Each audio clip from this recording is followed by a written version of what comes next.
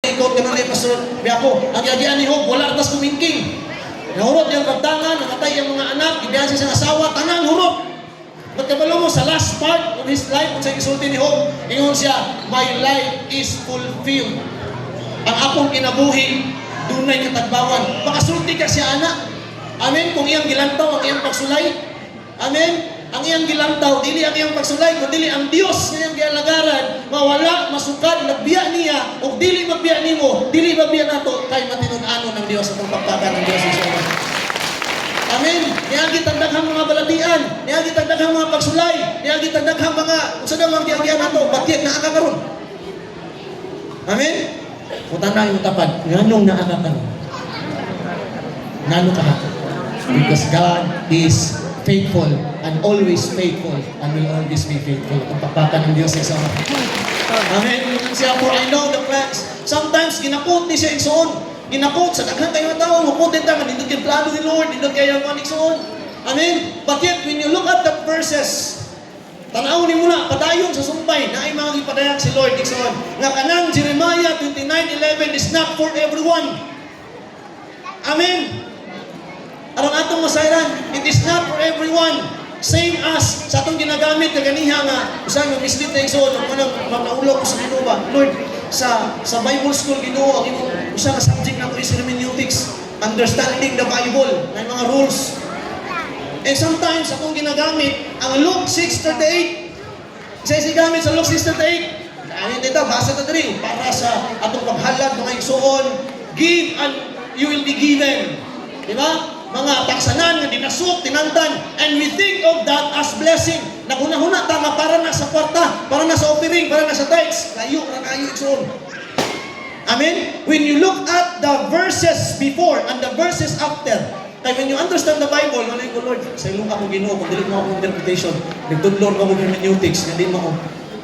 Sometimes, ang atong una-huna, pag Lucas 6:38, gamit din tana, bulahan ang nagahatag kaysa nagadawat, kay sila makadawat sa taksanan nga dinasok, tinantan, pinaugdo, nag-awas. Amen. But di na siya may meaning. When God naghatag ka ng verse wala sa una-huna sa Ginoo ang money. Kapalo mo sa giskutan niya na, before ang mga verses, nagiskot siya, love your enemy.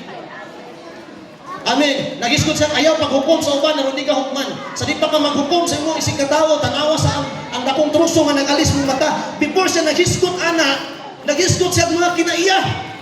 Sa ato pa, ang buti pasabot sa Lucas 6:38, dili about blessing.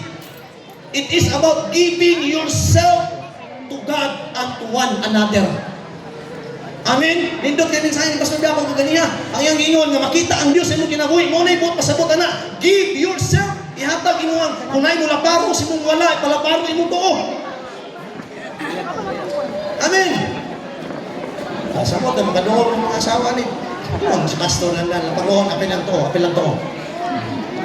That is not the meaning of that. Ang meaning ana is not about money. Wala sa una-una. Dili na itabo yung sa mga, ano nasipyat na nga verse, ano nasagol man ito nga verse. Ang giskutan nami kinaiya, ang giskutan nami attitude, ang giskutan nami kanabang dili ka mag-judge sa uban, o kanabang imubuhat kang maayo sa uban. Mo'y giskutan yung nasagol. Na yung nasagol, Lucas 6:38.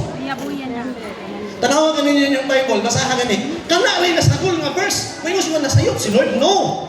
Nga naman, kay dili mao ang kasabot. Ang atong pagsabot, it's about blessing. But ang pasabot ni Lord ana, amen, ang atong ang kinabuhi, ang atong ihatag sa Ginoo. Na version sa Bible, I think Message version, yun sa, give your whole life to God, and it will come back to you with bonus and blessing. Tanawan yung Message Bible. Paningin ito, give your whole life to God, and it will come back to you. Kung na ibut pasabot na, o sa taksanan na yung gigamit, mo po'y pagkatakson sa inyo nga. Kung napakita ka gugma sa uban, gugmaon po ka. Amen. Kung nakita ka pagpasaylo sa uban, pasayloon po ka. Sa ato pa, give and take na siya. May tungod sa ato ang personal. Kinaiya. Kung tanay yung tapat, kumusta ang kinaiya? Amen. Sometimes mga Kristohanon, we are good in the church. Amen. Kapan usahay. Napili, usahay na ito iso, maayo kay ta sa. Hindi nga mo sumasawa ni, maayo kay ka sa gawas. Kaya ka mo smile, kaya ka mo dala, pero di sa sulod, di ba?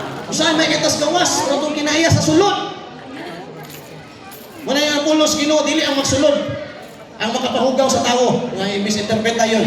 Sabon sa ikanon, pwede ra. Pwede ang magsulod, makahugaw. Kung dili ang magawas, kasing-kasing, wala na isyo ang pagkaon na to. Kaya ang gasulti ato, ang naa ato, mga Hudiyo, mga dito mga on, o mga ginadili. Ang isyo nila ato is sa atong mga ginasulti nga mga pulong, kumusta man? Amen? Mga pulong, mga gawas, tumbak, kumusta man? Amen ba? Pakita sa mong pahiyon sa mong tapat. Seryoso na kayo. Niyan ang pulong sa Ginoo, I, the Lord, tell you this. I have decided what I will do for you. I have plans to help you to do well. I do not want to hurt you. I want to give you hope for a good life in the future. Hindi yung word ni Lord ba? No? And sa kanigyon nga version, sa God's word, I know. Yun si Lord, I know. Nabalo si Lord. Tanan. Nalang siya gusto isulti sa tuwa isa. Now, sa Bisaya, ito kay ako na hibalo. Nakabalo si Lord. Ngayon, turuan yung alimong tapad, nakabalo si Lord. Balo si Lord.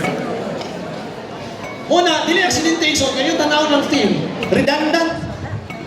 Di ba redundant? Kaya nga naman, omniscient. Sabihin sa omniscient, all-knowing. Sabihin sa all-knowing, God knows everything. Katulog yung ibalik, ang dagdag, ang pastor. Dili, i-emphasize the Lord. Amen? When you repeat things, kung imong gibalik-balik gani, napasabot sa dunay emphasis, dunay gusto isulti si Lord, dunay gusto ipadayag si Lord, dunay gusto nga tagaag importansya si Lord. Amen? Kanang ito sa Ten Commandments, sa may pulong diyang nagsugod og remember, the only commandment in the Ten Commandments, nagsugod og remember. Remember the Sabbath day. Ano kang ningon si Lord ni remember? Ano kang ipasugdan og remember? Because I'm human forgets. So remind me Lord.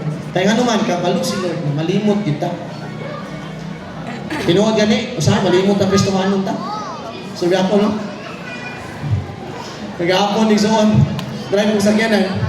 Pag-aalan ako, sulod na ko sa highway, na ini-cross gate ng motor pa. Lingi ko siya. Awat din doon. Ano na samihan? Uy, nasuko trabaho ko. Omniscient God. Amen? Kung isa ito nga, nagsuko ito, one way Jesus. Amen? Yung sa'yo, malimot ta.